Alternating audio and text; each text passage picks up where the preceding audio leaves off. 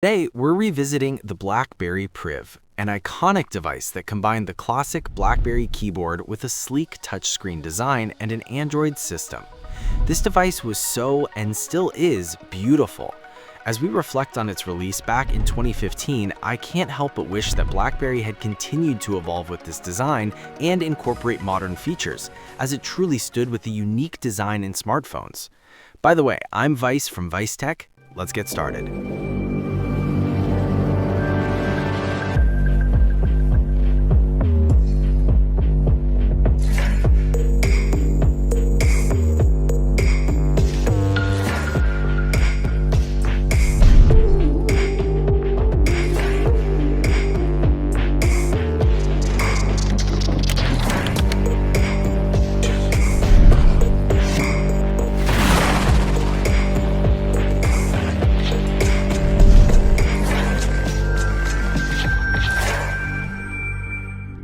I can definitely tell you that BlackBerry did a really good job with this phone, even though this phone originally came out in 2015. So this phone is actually approaching, a couple years. I mean, that's like 11 years old now, which is insane.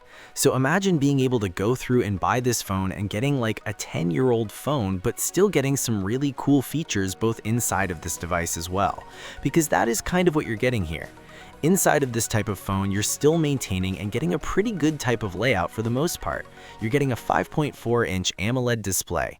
Back then, this phone was a really big phone, but it's funny because then when the iPhone mini came out, those phones are basically giving you the same size display as this thing. So it is actually kind of crazy.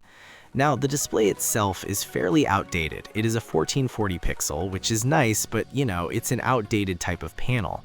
It's just giving you like 60 Hz, nothing crazy like that. However, the really interesting thing here for the most part is that with something like the BlackBerry Priv, one of the coolest advantages of this type of device was that slide-out keyboard.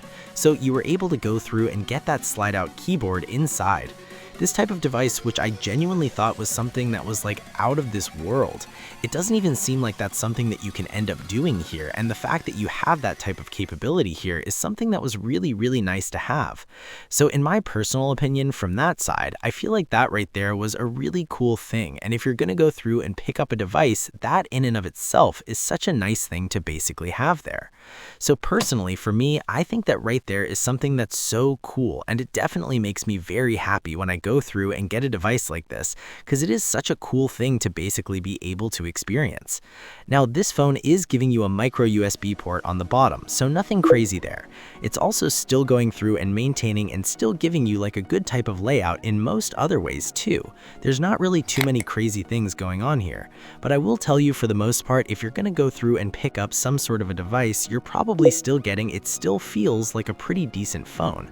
It's primarily built out of plastic, although this is quality plastic right here. By just feeling it, you can tell. Plus, you have a plastic frame on this thing too. So there's not really anything else like super crazy here that we haven't seen before, but I do feel like the overall build, the overall layout of this phone is very, very unique. And that right there, it is, without a doubt, one of the coolest things going on for this type of device. Now, with that being said, there are still a lot of things that I would say if you're thinking of getting one. Firstly, it is going to be giving you a fairly outdated type of layout, like I mentioned before.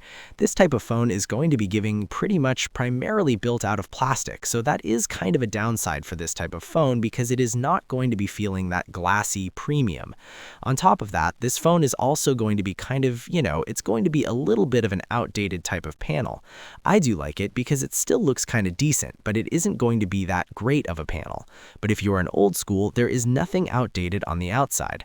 This looks dope. So all in all, if come to think about it, I still think this is a really still an interesting layout of a device. Now, this phone is also kind of giving you this specific camera on the back. So it's giving you an 18 megapixel camera on the back side, and it is giving you a 2 megapixel front-facing camera. So this right here is also going to be a little bit of a downgrade, but if you are getting this phone now, I don't think it will be for the cameras. But one big issue is the battery life.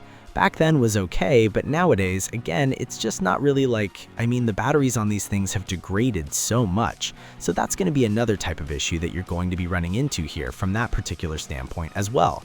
So that right there is another really important thing to keep in mind. That's a very, very realistic thing that you might run into here. The performance of this phone, you were actually a Qualcomm Snapdragon 808 chipset inside of it with essentially, 3 GB of RAM. It's an 11-year-old phone. For the similar task, this is okay. It's not going to be fast, but it will send and get your call right. Okay, in conclusion, I will tell you from my particular situation, it's not like a super performing device, also not a worse performing device either. It's a normal phone for chatting, texting, answering calls, and stuffs like that, just like a secondhand phone for simple tasks. So that's all I got for you today. For another video like this, please hit that subscribe button and give us a like. And you should have a great time. See you on the next one. Peace.